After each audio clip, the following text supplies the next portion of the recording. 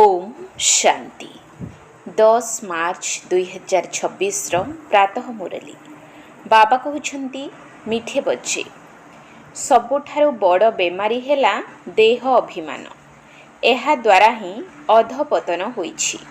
सेथिपाई एबे देही अभिमानी हुओ। सबुठारु बड़ बेमारी हेला देह अभिमान। एहा द्वारा ही अधपतन होइछि। सेथिपाई एबे देही अभिमानी हुओ। प्रश्न, तुम संतान मानकर कर्मातीत अवस्था केबे हेबो? तुम संतान मानकर कर्मातीत अवस्था केबे हेबो?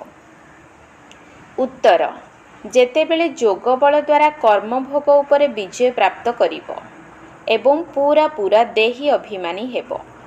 एही देह अभिमानर रोग ही सबुठारु बड़ रोग। एहा द्वारा ही दुनिया पतित होइछि। देही अभिमानी हेले बहुत खुशी एवं निशा रहिबो। चाली चलन मध्य सुधुरी जीवो। गीत रात के राही थक मत जाना। ओम शांति।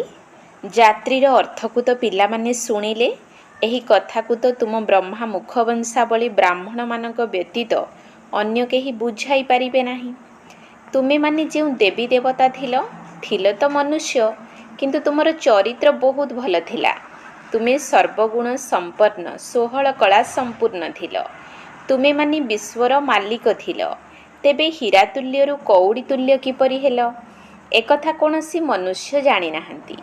तुमे माने मध्य पुरुषार्थर क्रम अनुसारे परिवर्तन होइछ। एबे तुमे माने देवता होइनाह, परिवर्तन हेउछ। केही अल्प बदली छंती, काहार 5 शतकड़ा, काहार 10 शतकड़ा। चरित्र बदली चलीछि। दुनिया को एकथा जणा नाही जे भारत ही स्वर्ग थिला। कहउछंती मध्य ख्रीष्टंकर 3000 वर्ष पूर्वे भारत रे देवी देवता माने थिले। तांकठारे एपरि गुण थिला जे सेमानकु भगवान भगवती बुली कुहा जाउथिला। एबे तो सही गुण नाही। मनुष्य माने बुझी पारु नाहंती। जेउ भारत एते साहुकार थिला, तार पुणी अधोगति किपरि हेला? एहा मध्य बाबा ही बसी बुझाउछंती। तुमे माने मध्य ए कथा को बुझाई पारिबो, कारण तुम मानकर जीवन परिवर्तन होई जाइछि। बाबा कहउछंती पिला माने तुमे माने जेतेबेले देवी देवता थिल सेतेबेले आत्म अभिमानी थिल। पुणी जेतेबेले रावण राज्य आरंभ हेला सेतेबेले देह अभिमानी होई गल। एही देह अभिमानर सबुठारु बड़ बेमारी तुमको लागि जाइछि। सत्य जुगरे तुमे आत्म अभिमानी थिल, तेणु बहुत सुखी थिल, किंतु तुमको एपरि किए करिला? एकथा केही भी जानि नाहंती। बाबा आसी बुझाउछंती तुमर अधोपतन काहींकी हेला। तुमे माने निजर धर्म को भूली जाइछ। भारत वर्थ नॉट ए पेनी, अर्थात मूल्यहीन होई गला। तार मूल कारण कोन? देह अभिमान। एही ड्रामा मध्य पूर्व निर्मित। मनुष्य एकथा जानि नाहंती जे भारत एते साहुकार थिला, पुणी गरीब किपरि हेला। आमे आदि सनातन देवी देवता धर्मर थिलु, पुणी आमे किपरि धर्मभ्रष्ट कर्मभ्रष्ट हेलु? बाबा बुझाउछंती रावण राज्य हेबा द्वारा तुमे देही अभिमानी होई गल। तुमर एपरि अवस्था हेबाकु लागिला। सीडी चित्र रे मध्य देखा जाइछि तुम मानकर किपरि अधोगति हेला। वर्थ नॉट ए पेनीर मुख्य कारण हेला देह अभिमान। एकथा मध्य बाबा बसी बुझाउछंती। शास्त्र रे कल्पर आयुष लक्ष लक्ष वर्ष बोली लेखि देइछंती। आजिकाली ख्रिस्टियान माने बहुत बुद्धिमान। सेमाने मध्य कहउछंती ख्रीष्टंकर 3000 वर्ष पूर्वे भारत स्वर्ग थिला। भारतवासी एकथा बुझी पारु नाहंती जे प्राचीन भारत ही थिला जहाकु स्वर्ग हेभेन कुहा जाउथिला। आजिकाली भारतर संपूर्ण इतिहास भूगोल को तो कहीं जानी ही नाहंती। किछि संतान मानक पाखरे किछि ज्ञान रहिछि, तेणु देह अभिमान आसी जाउछि। भाबुछंती आम परि केही नाहंती। बाबा बुझाउछंती भारतर एपरि दुर्दशा काहींकी हेला। गांधी बापू मध्य कहूथिले, हे पतित पावन आस, आसी रामराज्यर स्थापना कर। तेबे आत्मा को निश्चित भावरे केबे ना केबे बाबांक ठारू सुख मिलिथिला। सेथिपाई पतित पावन को स्मरण करुछंती। बाबा बुझाउछंती मोर पिला माने जे कि शूद्ररु परिवर्तन होई ब्राह्मण होइछंती, ସେମାନେ ମଧ୍ୟ ପୂରା ଦେହୀ ଅଭିମାନୀ ହେଉନାହାନ୍ତି। ଘଡ଼ି ଘଡ଼ି ଦେହ ଅଭିମାନରେ ଆସିଯାଉଛନ୍ତି। ଏହା ହେଉଛି ସବୁଠାରୁ ପୁରୁଣା ରୋଗ, ଯାହାଦ୍ୱାରା ଭାରତର ଏହି ଅବସ୍ଥା ହୋଇଛି। ତେବେ ଦେହୀ ଅଭିମାନୀ ହେବାରେ ବହୁତ ମେହନତ ରହିଛି। ତୁମେମାନେ ଯେତେ ଦେହୀ ଅଭିମାନୀ ହେବ ସେତେ ବାବାଙ୍କୁ ସ୍ମରଣ କରିପାରିବ। ପୁଣି ଅସରନ୍ତି ଖୁସି ମଧ୍ୟ ରହିବା ଦରକାର। ଗାୟନ କରାଯାଏ, ଚିନ୍ତା ଥିଲା ପାରବ୍ରହ୍ମରେ ରହୁଥିବା ପରମେଶ୍ୱରଙ୍କର। ସେ ମିଳିଗଲେ। ତାଙ୍କଠାରୁ 21 ଜନ୍ମର ବର୍ଷା ମିଳୁଛି। ବାକି କ'ଣ ଦରକାର? ତୁମେ କେବଳ ଦେହୀ ଅଭିମାନୀ ହୁଅ, ମୋତେ ମନେ ପକାଅ। ଭଲେ ଗୃହସ୍ଥ ବ୍ୟବହାରରେ ରୁହ। ସାରା ଦୁନିଆର ମନୁଷ୍ୟମାନେ ଦେହ ଅଭିମାନରେ ଅଛନ୍ତି। ଯେଉଁ ଭାରତ ଏତେ ଶ୍ରେଷ୍ଠ ଥିଲା, ତାର ଏବେ ଅଧୋପତନ ହୋଇଯାଇଛି। ବାସ୍ତବରେ ଏହାର ଇତିହାସ ଭୂଗୋଳ କ'ଣ ତାହା କେହି ବି କହିପାରିବେ ନାହିଁ। ଏକଥା କୌଣସି ଶାସ୍ତ୍ରରେ ନାହିଁ। ଦେବତାମାନେ ଆତ୍ମ ଅଭିମାନୀ ଥିଲେ। ଜାଣିଥିଲେ ଯେ ଗୋଟିଏ ଦେହକୁ ଛାଡ଼ି ଆଉ ଗୋଟିଏ ନେବାକୁ ହେବ। ସେମାନେ ପରମାତ୍ମ ଅଭିମାନୀ ନଥିଲେ। ତୁମେ ଯେତେ ଯେତେ ବାବାଙ୍କୁ ସ୍ମରଣ କରିବ ସେତେ ସେତେ ଦେହୀ ଅଭିମାନୀ ହୋଇ ରହିବ ଏବଂ ସେତେ ବହୁତ ମିଠା ମଧ୍ୟ ହେବ। ଦେହ ଅଭିମାନରେ ଆସିବା ଦ୍ୱାରା ହିଁ ଲଢ଼େଇ, ଝଗଡ଼ା, ମାଙ୍କଡ଼ ପଣିଆ ଆସିଯାଉଛି। ଏକଥା ଶିବ ବାବା ବୁଝାଉଛନ୍ତି ଏବଂ ବ୍ରହ୍ମା ବାବା ମଧ୍ୟ ବୁଝୁଛନ୍ତି। କିନ୍ତୁ ପିଲାମାନେ ଦେହ ଅଭିମାନରେ ଆସି ଶିବ ବାବାଙ୍କୁ ଭୁଲି ଯାଉଛନ୍ତି। ଭଲ ଭଲ ସନ୍ତାନମାନେ ମଧ୍ୟ ବହୁତ ଦେହ ଅଭିମାନରେ ରହୁଛନ୍ତି। ଦେହୀ ଅଭିମାନୀ ହେଉନାହାନ୍ତି। ତୁମେ କାହାକୁ ବି ଏହି ବେହଦ୍ର ଇତିହାସ ଭୂଗୋଳ ବୁଝାଇ ପାରିବ। ବରାବର ସୂର୍ଯ୍ୟବଂଶୀ, ଚନ୍ଦ୍ରବଂଶୀମାନଙ୍କର ରାଜଧାନୀ ଥିଲା। କିନ୍ତୁ ଏହି ଡ୍ରାମା ସମ୍ବନ୍ଧରେ କାହାକୁ ହେଲେ ଜଣା ନାହିଁ। ଭାରତ ଯାହାର କି ଏତେ ଅଧୋପତନ ହୋଇଯାଇଛି, ତାର ମୂଳଦୁଆ ହେଉଛି ଦେହ ଅଭିମାନ। ପିଲାମାନଙ୍କ ଭିତରେ ମଧ୍ୟ ଦେହ ଅଭିମାନ ଆସିଯାଉଛି। ଏକଥା ବୁଝୁନାହାନ୍ତି ଯେ ଆମକୁ କିଏ ନିର୍ଦ୍ଦେଶ ଦେଉଛନ୍ତି। ସର୍ବଦା ଭାବିବା ଉଚିତ ଯେ ଏହିସବୁ କଥା ଆମକୁ ଶିବ ବାବା କହୁଛନ୍ତି। ଶିବ ବାବାଙ୍କୁ ସ୍ମରଣ ନ କରିବା ଦ୍ୱାରା ଦେହ ଅଭିମାନରେ ଆସିଯାଉଛନ୍ତି। ସାରା ଦୁନିଆ ଦେହ ଅଭିମାନୀ ହୋଇଯାଇଛନ୍ତି। ତେଣୁ ଏବେ ବାବା କହୁଛନ୍ତି ନିଜକୁ ଆତ୍ମା ନିଶ୍ଚୟ କରି ମୋତେ ମନେ ପକାଅ। ଆତ୍ମା ଏହି ଦେହ ଦ୍ୱାରା ଶୁଣୁଛି, ଏଠାରେ ଅଭିନୟ କରୁଛି। ବାବା କେତେ ଭଲ ଭାବରେ ବୁଝାଉଛନ୍ତି। ଯଦିଓ ଭାଷଣ ବହୁତ ଭଲ କରିପାରୁଛନ୍ତି, କିନ୍ତୁ ଚଳଣି ମଧ୍ୟ ଭଲ ହେବା ଦରକାର ନା। ଦେହ ଅଭିମାନ ଥିବା କାରଣରୁ ଫେଲ୍ ହୋଇଯାଉଛନ୍ତି। ସେହି ଖୁସି ଅଥବା ନିଶା ରହୁନାହିଁ। ତାଙ୍କ ଦ୍ୱାରା ବଡ଼ ବିକର୍ମ ହେବା କାରଣରୁ ବହୁତ ବଡ଼ ଦଣ୍ଡର ଭାଗିଦାର ମଧ୍ୟ ହୋଇଯାଆନ୍ତି। ଦେହ ଅଭିମାନୀ ହେବା ଦ୍ୱାରା ବହୁତ କ୍ଷତି ହୋଇଥାଏ, ବହୁତ ଦଣ୍ଡ ଭୋଗିବାକୁ ପଡ଼ିଥାଏ। ବାବା କହୁଛନ୍ତି ଏହା ଗଡଲି ୱାର୍ଲଡ ଗଭର୍ଣ୍ଣମେଣ୍ଟ ଅଟେ ନା। ଭଗବାନଙ୍କ ଗଭର୍ଣ୍ଣମେଣ୍ଟର ରାଇଟ୍ ହ୍ୟାଣ୍ଡ ହେଉଛନ୍ତି ଧର୍ମରାଜ। ତୁମେମାନେ ଭଲ କର୍ମ କରୁଛ, ତେଣୁ ତାର ଭଲ ଫଳ ମିଳୁଛି। ଯଦି ଖରାପ କର୍ମ କରିବ ତେବେ ତାର ଦଣ୍ଡ ଭୋଗ କରିବାକୁ ପଡ଼ିବ। ସମସ୍ତେ ଗର୍ଭ ଜେଲରେ ମଧ୍ୟ ଦଣ୍ଡ ଭୋଗ କରିଥାନ୍ତି। ଏ ସମ୍ବନ୍ଧରେ ମଧ୍ୟ ଏକ କାହାଣୀ ରହିଛି। ଏହିସବୁ କଥା ବର୍ତ୍ତମାନ ସମୟର। ତେବେ ସବୁ ମହିମା ଏକମାତ୍ର ବାବାଙ୍କର, ଅନ୍ୟ କାହାରି ମହିମା ନାହିଁ। ସେଥିପାଇଁ ଲେଖାଯାଉଛି ତ୍ରିମୂର୍ତ୍ତି ଶିବ ଜୟନ୍ତୀ ହେଉଛି ହୀରାତୁଲ୍ୟ ଜୟନ୍ତୀ। ବାକି ସବୁ କଉଡ଼ି ତୁଲ୍ୟ। କାରଣ ଶିବ ବାବାଙ୍କ ବ୍ୟତୀତ କେହି ପାବନ କରିପାରିବେ ନାହିଁ। ଆତ୍ମା ପାବନ ହେଉଛି, ପୁଣି ରାବଣ ପତିତ କରିଦେଉଛି। ଯେଉଁଥିପାଇଁ ସମସ୍ତେ ଦେହ ଅଭିମାନୀ ହୋଇଯାଇଛନ୍ତି। ଏବେ ତୁମେ ଦେହୀ ଅଭିମାନୀ ହେଉଛ। ଏହି ଦେହୀ ଅଭିମାନୀ ଅବସ୍ଥା 21 ଜନ୍ମ ପର୍ଯ୍ୟନ୍ତ ରହୁଛି। ତେଣୁ ଜଣଙ୍କର ହିଁ ସମର୍ପଣର ଗାୟନ ରହିଛି। ଶିବ ବାବା ଭାରତକୁ ସ୍ୱର୍ଗ କରୁଛନ୍ତି। ଏକଥା କାହାକୁ ଜଣା ନାହିଁ ଯେ ଶିବ ବାବା କେବେ ଆସିଲେ। ତାଙ୍କର ଇତିହାସ ତ ପ୍ରଥମେ ଆବଶ୍ୟକ। ପରମପିତା ପରମାତ୍ମାଙ୍କୁ ହିଁ ଶିବ କୁହାଯାଉଛି। ତୁମେ ଜାଣିଛ ଯେ ଦେହ ଅଭିମାନ ଯୋଗୁଁ ହିଁ ସମସ୍ତଙ୍କର ଅଧପତନ ହୋଇଛି। ତେବେ ଯାଇ ଉତ୍ଥାନ କରିବା ପାଇଁ ବାବା ଆସିବେ। ଉତ୍ଥାନ ଏବଂ ପତନ, ଦିନ ଏବଂ ରାତି। ଜ୍ଞାନ ସୂର୍ଯ୍ୟଙ୍କର ଉଦୟ ହେଲା, ଅଜ୍ଞାନ ଅନ୍ଧକାର ବିନାଶ। ସବୁଠାରୁ ଅଧିକ ଅଜ୍ଞାନ ହେଉଛି ଏହି ଦେହ ଅଭିମାନ। ଆତ୍ମା ବିଷୟରେ ତ କାହାକୁ ହେଲେ ଜଣା ନାହିଁ। ଆତ୍ମା ସୁ ପରମାତ୍ମା ବୋଲି କହିଦେଉଛନ୍ତି। ସେଥିପାଇଁ କେତେ ପାପ ଆତ୍ମା ହୋଇଯାଇଛନ୍ତି। ସେଥିପାଇଁ ସବୁର ଅଧୋପତନ ହୋଇଯାଇଛି। 84 ଜନ୍ମ ନେଇ ସିଡ଼ି ତଳକୁ ଖସି ଆସିଛନ୍ତି। ଏହିପରି ଖେଳ ତିଆରି ହୋଇଛି। ଏହି ବିଶ୍ୱର ଇତିହାସ ଭୂଗୋଳକୁ ତୁମେ ସନ୍ତାନ ମାନେ ଜାଣିଛ, ଆଉ କେହି ଜାଣିନାହାନ୍ତି। ବିଶ୍ୱର ଅଧୋପତନ କିପରି ହେଲା? ସେମାନେ ତ ଭାବୁଛନ୍ତି ଯେ ବିଜ୍ଞାନ ଦ୍ୱାରା ବହୁତ ଉନ୍ନତି ହୋଇଛି। ଏକଥା ବୁଝୁନାହାନ୍ତି ଯେ ଦୁନିଆ ଆହୁରି ପତିତ ନର୍କ ହୋଇଯାଇଛି, କାରଣ ଦେହ ଅଭିମାନ ବହୁତ ରହିଛି। ବାବା କହୁଛନ୍ତି ଏବେ ତୁମକୁ ଦେହୀ ଅଭିମାନୀ ହେବାକୁ ପଡ଼ିବ। ଭଲ ଭଲ ମହାରଥୀମାନେ ଢେର ଅଛନ୍ତି, ଜ୍ଞାନ ବହୁତ ଭଲ ଶୁଣାଉଛନ୍ତି, କିନ୍ତୁ ଦେହ ଅଭିମାନ ସମ୍ପୂର୍ଣ୍ଣ ରୂପେ ହଟିନାହିଁ। ଦେହ ଅଭିମାନ ଥିବା କାରଣରୁ କାହା ପାଖରେ କ୍ରୋଧର ଅଂଶ, କାହା ଭିତରେ ମୋହର ଅଂଶ କିଛି ନା କିଛି ରହିଛି। ତେବେ ସମସ୍ତଙ୍କର ଚରିତ୍ର ସୁଧୁରିବା ଦରକାର ନା, ବହୁତ ବହୁତ ମିଠା ହେବା ଦରକାର। ସେଥିପାଇଁ ଉଦାହରଣ ଦିଆଯାଉଛି ଯେ ସେଠାରେ ଛେଳି ବାଘ ଏକତ୍ର ପାଣି ପିଇଥାନ୍ତି। ଦୁଃଖଦାୟୀ ଜୀବଜନ୍ତୁ ସେଠାରେ ରହିବେ ନାହିଁ। ଏହିସବୁ କଥାକୁ ମଧ୍ୟ ମୁସ୍କିଲରେ କେହି କେହି କ୍ରମାନୁସାରେ ବୁଝୁଛନ୍ତି। କର୍ମ ଭୋଗ ସମାପ୍ତ ହୋଇଯାଉ, କର୍ମାତୀତ ଅବସ୍ଥା ହୋଇଯାଉ, ଏହା ମୁସ୍କିଲରେ ହେଉଛି। ବହୁତ ଦେହ ଅଭିମାନରେ ଆସିଯାଉଛନ୍ତି। ଜଣାପଡ଼ୁନାହିଁ ଆମକୁ ଏହି ମତ କିଏ ଦେଉଛନ୍ତି। ଶ୍ରୀମତ ଶ୍ରୀକୃଷ୍ଣଙ୍କ ଦ୍ୱାରା କିପରି ମିଳିବ? ଶିବ ବାବା କହୁଛନ୍ତି, ମୁଁ ଏହାଙ୍କ ବିନା କିପରି ଶ୍ରୀମତ ଦେବି? ଇଏ ମୋର ସ୍ଥାୟୀ ରଥ ଅଟନ୍ତି। ତେଣୁ ଦେହ ଅଭିମାନରେ ଆସି ଓଲଟା ସିଧା କର୍ମ କରି ଅଯଥାରେ ନିଜର ବର୍ବାଦୀ କର ନାହିଁ, ନଚେତ ଫଳାଫଳ କ'ଣ ହେବ? ବହୁତ କମ୍ ପଦ ପାଇବ। ପାଠୁଆଙ୍କ ଆଗରେ ଅପାଠୁଆ ବୋଝ ବୋହିବେ।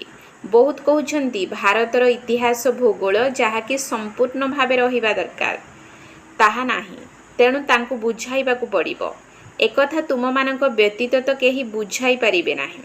କିନ୍ତୁ ସେଥିପାଇଁ ଦେହୀ ଅଭିମାନୀ ସ୍ଥିତି ଆବଶ୍ୟକ ଏବଂ ସେହିମାନେ ହିଁ ଉଚ୍ଚ ପଦ ପାଇପାରିବେ। ଏବେ ତ କାହାର କର୍ମାତୀତ ଅବସ୍ଥା ହୋଇନାହିଁ।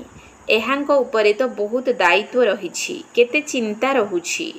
ଯଦିଓ ଜାଣୁଛନ୍ତି ଯେ ସବୁ ଡ୍ରାମା ଅନୁସାରେ ହେଉଛି, ତଥାପି ବି ବୁଝାଇବା ପାଇଁ ଯୁକ୍ତି ତ ରଚନା କରିବାକୁ ପଡ଼ିବ ନା। ସେଥିପାଇଁ ବାବା କହୁଛନ୍ତି, ତୁମେ ଅଧିକ ଦେହୀ ଅଭିମାନୀ ହୋଇପାରିବ। ତୁମ ଉପରେ କୌଣସି ବୋଝ ନାହିଁ। ବାବାଙ୍କ ଉପରେ ତ ବହୁତ ବୋଝ ରହିଛି। ମୁଖ୍ୟତଃ ପ୍ରଜାପିତା ବ୍ରହ୍ମା ଅଟନ୍ତି ନା। କିନ୍ତୁ ଏକଥା କାହାକୁ ଜଣା ନାହିଁ ଯେ ଏହାଙ୍କ ଶରୀରରେ ଶିବ ବାବା ଅଛନ୍ତି। କିନ୍ତୁ ତୁମମାନଙ୍କ ଭିତରେ ମଧ୍ୟ କେହି ମୁସ୍କିଲରେ ଏହି ନିଶ୍ଚୟରେ ରହୁଛନ୍ତି। ତେଣୁ ଏହି ବିଶ୍ୱର ଇତିହାସ ଭୂଗୋଳ ଜାଣିବା ଦରକାର ନା। ଭାରତରେ କେବେ ସ୍ୱର୍ଗ ଥିଲା, ପୁଣି କେଉଁଆଡ଼େ ଗଲା, କିପରି ପତନ ହେଲା, ଏକଥା କାହାକୁ ଜଣା ନାହିଁ। ତୁମେମାନେ ଯେ ପର୍ଯ୍ୟନ୍ତ ନ ବୁଝାଇଛ ସେ ପର୍ଯ୍ୟନ୍ତ କେହି ବୁଝିପାରିବେ ନାହିଁ। ସେଥିପାଇଁ ବାବା ନିର୍ଦ୍ଦେଶ ଦେଉଛନ୍ତି, ଲେଖାପଢ଼ା କରି ସ୍କୁଲମାନଙ୍କରେ ବିଶ୍ୱର ଇତିହାସ ଭୂଗୋଳ ବୁଝାଇବା ଦରକାର। ଭାରତର ଅଧୋପତନ ଉପରେ ଭାଷଣ କରିବା ଉଚିତ। ଭାରତ ହୀରାତୁଲ୍ୟ ଥିଲା, ତାହା ପୁଣି କଉଡ଼ିତୁଲ୍ୟ କିପରି ହେଲା? କଉଡ଼ିତୁଲ୍ୟ ହେବା ପାଇଁ କେତେ ବର୍ଷ ଲାଗିଲା, ସେ କଥା ଆମେ ବୁଝାଉଛୁ। ବର୍ତ୍ତମାନ ପର୍ଚା ଏପରି ତିଆରି କରି ଉଡ଼ାଜାହାଜରୁ ମଧ୍ୟ ପକାଇ ପାରିବ। କିନ୍ତୁ ବୁଝାଇଲା ବାଲା ବହୁତ ବୁଦ୍ଧିମାନ ହେବା ଉଚିତ। ଯଦି ଗଭର୍ଣ୍ଣମେଣ୍ଟ ଚାହୁଁଛି, ତେବେ ଗଭର୍ଣ୍ଣମେଣ୍ଟର ହିଁ ହଲ୍ ବିଜ୍ଞାନ ଭବନ ଯାହାକି ଦିଲ୍ଲୀରେ ଅଛି, ସେଠାକୁ ସମସ୍ତଙ୍କୁ ଡାକିବା ଉଚିତ। ଖବରକାଗଜରେ ମଧ୍ୟ ବାହାର କରାଯିବା ଉଚିତ। କାର୍ଡ଼ ମଧ୍ୟ ସମସ୍ତଙ୍କ ପାଖକୁ ପଠାଇ ଦେବା ଉଚିତ। ଆମେ ତୁମକୁ ସାରା ବିଶ୍ୱର ଇତିହାସ ଭୂଗୋଳ ଆରମ୍ଭରୁ ଶେଷ ପର୍ଯ୍ୟନ୍ତ ବୁଝାଉଛୁ। ତେବେ ସେମାନେ ସ୍ୱତଃ ଆସିବେ ଏବଂ ଯିବେ। ଏଥିରେ ପଇସାର ତ କିଛି କଥା ହିଁ ନାହିଁ। ମନେକର ଆମକୁ କେହି ମିଳିଗଲେ, ଉପହାର ଦେଲେ, ତେବେ ତାହା ଆମେ ନେଇପାରିବା ନାହିଁ। ସେ ସବୁକୁ ସେବାରେ ଲଗାଇ ଦେବା ଉଚିତ, ବାକି ଆମେ ନେଇପାରିବୁ ନାହିଁ। ବାବା କହୁଛନ୍ତି, ମୁଁ ତୁମଠାରୁ ଦାନ ନେଇ କ'ଣ କରିବି? ଯାହା ପୁଣି ଭରି କରି ଦେବାକୁ ପଡ଼ିବ। ମୁଁ ପକ୍କା ବ୍ୟାପାରୀ ଅଟେ। ଆଚ୍ଛା, ମିଠା ମିଠା ଶିଖିଲ ଦେ ସନ୍ତାନମାନଙ୍କ ପ୍ରତି ମାତା ପିତା ବାପଦାଦାଙ୍କର ମଧୁର ସ୍ନେହ ସମ୍ପନ୍ନ ଶୁଭେଚ୍ଛା ଏବଂ ସୁପ୍ରଭାତ। ଆତ୍ମିକ ପିତାଙ୍କର ଆତ୍ମିକ ସନ୍ତାନମାନଙ୍କୁ ନମସ୍ତେ। ଆତ୍ମିକ ସନ୍ତାନମାନଙ୍କର ଆତ୍ମିକ ବାପଦାଦାଙ୍କୁ ନମସ୍ତେ ନମସ୍ତେ ନମସ୍ତେ, ସୁପ୍ରଭାତ। ଧାରଣା ପାଇଁ ମୁଖ୍ୟ ସାର। 1 ନମ୍ବର ପଏଣ୍ଟ, ଦେହ ଅଭିମାନର ବଶୀଭୂତ ହୋଇ କୌଣସି ପ୍ରକାରର ଓଲଟା ସିଧା କାର୍ଯ୍ୟ କରିବାର ନାହିଁ। ଦେହୀ ଅଭିମାନୀ ହେବା ପାଇଁ ପୁରା ପୁରୁଷାର୍ଥ କରିବାକୁ ହେବ। ନିଜର ଚାଲିଚଳଣକୁ ଧୀରେ ଧୀରେ ସୁଧାରିବାକୁ ହେବ। ଦେହ ଅଭିମାନର ବଶୀଭୂତ ହୋଇ କୌଣସି ପ୍ରକାରର ଓଲଟା ସିଧା କାର୍ଯ୍ୟ କରିବାର ନାହିଁ। ଦେହୀ ଅଭିମାନୀ ହେବା ପାଇଁ ପୁରା ପୁରୁଷାର୍ଥ କରିବାକୁ ହେବ। ନିଜର ଚାଲିଚଳଣକୁ ଧୀରେ ଧୀରେ ସୁଧାରିବାକୁ ହେବ। 2 ନମ୍ବର ପଏଣ୍ଟ, ବହୁତ ମିଠା ତଥା ଶୀତଳ ହେବାକୁ ପଡ଼ିବ। ନିଜ ଭିତରେ ଥିବା କ୍ରୋଧ ବା ମୋହର ଭୂତଗୁଡ଼ିକୁ ବାହାର କରିଦେବାକୁ ହେବ। ବହୁତ ମିଠା ତଥା ଶୀତଳ ହେବାକୁ ପଡ଼ିବ। ନିଜ ଭିତରେ ଥିବା କ୍ରୋଧ ବା ମୋହର ଭୂତଗୁଡ଼ିକୁ ବାହାର କରିଦେବାକୁ ହେବ। ବରଦାନ, ସମସ୍ତଙ୍କୁ ରିଗାର୍ଡ ଅର୍ଥାତ୍ ସମ୍ମାନ ଦେବାର ରେକର୍ଡକୁ ଠିକ୍ ରଖି ଖୁସିର ମହାଦାନ ଦେଉଥିବା ପୁଣ୍ୟ ଆତ୍ମା ଭବ। ସମସ୍ତଙ୍କୁ ରିଗାର୍ଡ ଅର୍ଥାତ୍ ସମ୍ମାନ ଦେବାର ରେକର୍ଡକୁ ଠିକ୍ ରଖି ଖୁସିର ମହାଦାନ ଦେଉଥିବା ପୁଣ୍ୟ ଆତ୍ମା ଭବ। ବର୍ତ୍ତମାନ ସମୟରେ ଚାରିଆଡ଼େ ସମସ୍ତଙ୍କୁ ରିଗାର୍ଡ ଦେବାର ରେକର୍ଡକୁ ଠିକ୍ ରଖିବାର ଆବଶ୍ୟକତା ରହିଛି। ପରେ ପୁଣି ଏହି ରେକର୍ଡ ଚାରିଆଡ଼େ ବାଜିବ। ରିଗାର୍ଡ ଦେବା ଏବଂ ରିଗାର୍ଡ ନେବା। ଛୋଟମାନଙ୍କୁ ମଧ୍ୟ ରିଗାର୍ଡ ଦିଅ। ଏହିଭଳି ରିଗାର୍ଡ ଦେବାର ରେକର୍ଡ ଏବେ ତୁମ ଭିତରୁ ବାହାରିବା ଦରକାର। ତେବେ ଯାଇ ଖୁସିର ଦାନ କରିବା ବାଲା ମହାଦାନୀ ପୁଣ୍ୟ ଆତ୍ମା ହୋଇପାରିବ। କାହାକୁ ବି ସମ୍ମାନ ଦେଇ ଖୁସି କରିଦେବା ଏହା ବଡ଼ରୁ ବଡ଼ ପୁଣ୍ୟର କାମ ଅଟେ ଏବଂ ସେବା ମଧ୍ୟ ଅଟେ। ସ୍ଲୋଗାନ, ଯଦି ପ୍ରତ୍ୟେକ ମୁହୂର୍ତ୍ତକୁ ଅନ୍ତିମ ମୁହୂର୍ତ୍ତ ମନେକରି ଚାଲିବ ତେବେ ସଦା ପ୍ରସ୍ତୁତ ରହିପାରିବ। ଯଦି ପ୍ରତ୍ୟେକ ମୁହୂର୍ତ୍ତକୁ ଅନ୍ତିମ ମୁହୂର୍ତ୍ତ ମନେକରି ଚାଲିବ ତେବେ ସଦା ପ୍ରସ୍ତୁତ ରହିପାରିବ। ମାତେଶ୍ୱରୀଙ୍କର ଅମୂଲ୍ୟ ମହାବାକ୍ୟ। 1, ତମୁଗୁଣୀ ମାୟାର ବିସ୍ତାର। ସତୁଗୁଣୀ, ରଜୋଗୁଣୀ ଏବଂ ତମୁଗୁଣୀ, ଏହି ତିନୋଟି ଶବ୍ଦ ସମସ୍ତେ କହୁଛନ୍ତି, କିନ୍ତୁ ଏହାର ଯଥାର୍ଥ ଅର୍ଥକୁ ବୁଝିବା ବହୁତ ଜରୁରୀ। ମନୁଷ୍ୟମାନେ ଭାବୁଛନ୍ତି ଏହି ତିନୋଟି ଯାକ ଗୁଣ ଏକାଠି ଚାଲି ଆସୁଛି, କିନ୍ତୁ ବିବେକ କ'ଣ କହୁଛି? କ'ଣ ଏହି ତିନୋଟି ଯାକ ଗୁଣ ଏକାଠି ଆସୁଛି, ନା ତିନୋଟି ଗୁଣର ପାର୍ଟ ଅଲଗା ଅଲଗା ଯୁଗରେ ରହୁଛି? ବିବେକ ତ ଏପରି କହୁଛି କି ଏହି ତିନୋଟି ଯାକ ଗୁଣ ଏକା ସମୟରେ ନଥାଏ। ସତ୍ୟଯୁଗରେ ମନୁଷ୍ୟମାନଙ୍କ ଭିତରେ ସତୋଗୁଣ, ଦ୍ୱାପରରେ ରଜୋଗୁଣ ଏବଂ କଳିଯୁଗରେ ତ ତମୋଗୁଣ ଥାଏ। ଯେତେବେଳେ ସତୋଗୁଣ ଥାଏ ସେତେବେଳେ ରଜୋ ତମୋଗୁଣ ନଥାଏ ଏବଂ ଯେତେବେଳେ ରଜୋଗୁଣ ଥାଏ ସେତେବେଳେ ସତୋଗୁଣ ନଥାଏ। ମନୁଷ୍ୟମାନେ ତ ଏପରି ଭାବି ନେଇଛନ୍ତି ଯେ ଏହି ତିନୋଟି ଗୁଣ ଏକାଠି ଚାଲି ଆସୁଛି, କିନ୍ତୁ ଏକଥା କହିବା ସମ୍ପୂର୍ଣ୍ଣ ଭୁଲ। ସେମାନେ ଭାବୁଛନ୍ତି ଯେତେବେଳେ ମନୁଷ୍ୟ ସତ୍ୟ କଥା କହେ, କୌଣସି ପାପକର୍ମ କରେ ନାହିଁ, ସେତେବେଳେ ସତୁଗୁଣୀ ହୋଇଥାଏ।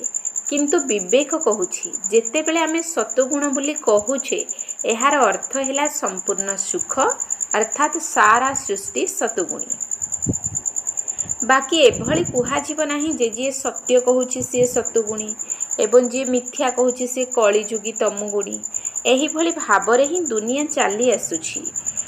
ଏବେ ଯେହେତୁ ଆମେମାନେ ସତ୍ୟଯୁଗ ବୋଲି କହୁଛେ, ତେବେ ଏଥିରୁ ପ୍ରମାଣିତ ହେଉଛି ଯେ ସେଠାରେ ସାରା ସୃଷ୍ଟିରେ ସତୁଗୁଣ ସତୁପ୍ରଧାନତା ଦରକାର। ବାକି ହଁ, ଏହି ଧରାପୃଷ୍ଠରେ ଏଭଳି ମଧ୍ୟ ସମୟ ଥିଲା ଯେତେବେଳେ ସତ୍ୟଯୁଗ ଥିଲା, ସେତେବେଳେ ସାରା ସଂସାର ସତୁଗୁଣୀ ଥିଲା। ଏବେ ତ ସତ୍ୟଯୁଗ ନାହିଁ। ଏବେ ତ କଳିଯୁଗୀ ଦୁନିଆ ଅର୍ଥାତ୍ ସାରା ସୃଷ୍ଟିରେ ତମୋ ପ୍ରଧାନତାର ରାଜ୍ୟ ଚାଲିଛି। ତେବେ ଏହି ତମୋଗୁଣୀ ସମୟରେ ସତୁଗୁଣ ପୁଣି କେଉଁଠୁ ଆସିବ? ଏବେ ତ ଘୋର ଅନ୍ଧକାରର ସମୟ, ଯେଉଁ ସମୟକୁ ବ୍ରହ୍ମାଙ୍କର ରାତି ବୋଲି କୁହାଯାଉଛି। ବ୍ରହ୍ମାଙ୍କର ଦିନ ହେଲା ସତ୍ୟଯୁଗ ଏବଂ ବ୍ରହ୍ମାଙ୍କର ରାତି ହେଲା କଳିଯୁଗ। ତେଣୁ ଉଭୟ ଯୁଗକୁ ଆମେ ଏକାଠି ମିଶାଇ ପାରିବା ନାହିଁ। 2, ଏହି କଳିଯୁଗୀ ଅସାର ସଂସାରରୁ ସତ୍ୟଯୁଗୀ ସୁଖମୟ ଦୁନିଆକୁ ନେଇଯିବା ଏହା ଏକମାତ୍ର ପରମାତ୍ମାଙ୍କର ହିଁ କାମ। ଏହି କଳିଯୁଗୀ ସଂସାରକୁ ଅସାର ସଂସାର ବୋଲି କାହିଁକି କୁହାଯାଉଛି? କାରଣ ଏହି ଦୁନିଆରେ କୌଣସି ସାର ନାହିଁ, ଅର୍ଥାତ୍ କୌଣସି ବସ୍ତୁରେ ଶକ୍ତି ନାହିଁ, ଅର୍ଥାତ୍ ସୁଖ, ଶାନ୍ତି, ପବିତ୍ରତା କିଛି ବି ନାହିଁ। କିନ୍ତୁ ଦିନ ଥିଲା ଏହି ସୃଷ୍ଟିରେ ସୁଖ, ଶାନ୍ତି, ପବିତ୍ରତା ସବୁ କିଛି ଥିଲା। ଏବେ ତ କୌଣସି ଜିନିଷରେ ଶକ୍ତି ନାହିଁ, କାରଣ ଏହି ସୃଷ୍ଟିରେ 5 ବିକାର ରୂପୀ ଭୂତମାନଙ୍କର ପ୍ରବେଶତା ହୋଇଯାଇଛି। ସେଥିପାଇଁ ଏହି ସୃଷ୍ଟିକୁ ଭୟର ସାଗର ବା କର୍ମବନ୍ଧନର ସାଗର ବୋଲି କୁହାଯାଉଛି। ସେଇଥିପାଇଁ ହିଁ ମନୁଷ୍ୟ ଦୁଃଖୀ ହୋଇ ପରମାତ୍ମାଙ୍କୁ ଡାକୁଛି, କହୁଛନ୍ତି ହେ ଭଗବାନ ପରମାତ୍ମା ଆମକୁ ଏହି ଭବସାଗରରୁ ଉଦ୍ଧାର କର। ଏଥିରୁ ପ୍ରମାଣିତ ହେଉଛି ଯେ ନିଶ୍ଚିତ ଭାବରେ କୌଣସି ଅଭୟ ଅର୍ଥାତ୍ ନିର୍ଭୟତାର ସଂସାର ମଧ୍ୟ ଅଛି, ଯେଉଁଠିକୁ ସମସ୍ତେ ଯିବାକୁ ଚାହୁଁଛନ୍ତି। ସେଥିପାଇଁ ଏହି ସଂସାରକୁ ପାପର ସାଗର ବୋଲି କହୁଛନ୍ତି, ଯେଉଁଠାରୁ ପାରି ହୋଇ ପୁଣ୍ୟ ଆତ୍ମାମାନଙ୍କର ଦୁନିଆକୁ ଯିବାକୁ ଚାହୁଁଛନ୍ତି। ତେବେ ଦୁଇଟି ଦୁନିଆ ରହିଛି, ଗୋଟିଏ ହେଲା ସତ୍ୟଯୁଗୀ ସାରଯୁକ୍ତ ଦୁନିଆ ଏବଂ ଅନ୍ୟଟି କଳିଯୁଗୀ ଅସାର ଦୁନିଆ। ଉଭୟ ଦୁନିଆ ଏହି ସୃଷ୍ଟିରେ ହିଁ ରହିଛି। ବର୍ତ୍ତମାନ ପରମାତ୍ମା ସେହି ସାରଯୁକ୍ତ ଦୁନିଆର ସ୍ଥାପନା କରୁଛନ୍ତି। ଆଚ୍ଛା, ଓମ୍ ଶାନ୍ତି। ଅବ୍ୟକ୍ତ ଇସାରା। ନିଶ୍ଚୟର ମୂଳଦୁଆକୁ ମଜବୁତ କରି ସର୍ବଦା ନିର୍ଭୟ ଏବଂ ନିଶ୍ଚିନ୍ତ ରୁହ। ଯେପରି ଜ୍ଞାନ ଏକ ବିଷୟ ଅଟେ, ସେହିପରି ସେବା ମଧ୍ୟ ପାଠପଢ଼ାର ଏକ ବିଷୟ ଅଟେ। ଯିଏ ଏଥିରେ ବିଶ୍ୱସ୍ତ ଏବଂ ନିଶ୍ଚୟ ବୁଦ୍ଧି ଅଟନ୍ତି, ସେହିମାନେ ହିଁ ଆଗ ନମ୍ବରକୁ ଯାଇପାରିବେ। ସକାଳଠାରୁ ରାତ୍ରି ପର୍ଯ୍ୟନ୍ତ ନିଜର କାର୍ଯ୍ୟକ୍ରମକୁ ନିର୍ଦ୍ଧାର୍ଯ୍ୟ କର। ପ୍ରତିଦିନ ଡାଏରୀ ରଖ, କାହିଁକି ନା ତୁମେମାନେ ଦାୟିତ୍ୱ ସମ୍ପନ୍ନ ଆତ୍ମା ଅଟ। ସାଧାରଣ ଆତ୍ମା ନୁହଁ, ବିଶ୍ୱ କଲ୍ୟାଣକାରୀ ଆତ୍ମା ଅଟ। ତେବେ ଯିଏ ଯେତେ ବଡ଼ ଲୋକ ହୋଇଥାଉ, ତାଙ୍କର ଦିନଚର୍ଯ୍ୟା ମଧ୍ୟ ସେହି ଅନୁସାରେ ନିର୍ଦ୍ଧାର୍ଯ୍ୟ ହୋଇଥାଏ। ଓମ୍ ଶାନ୍ତି।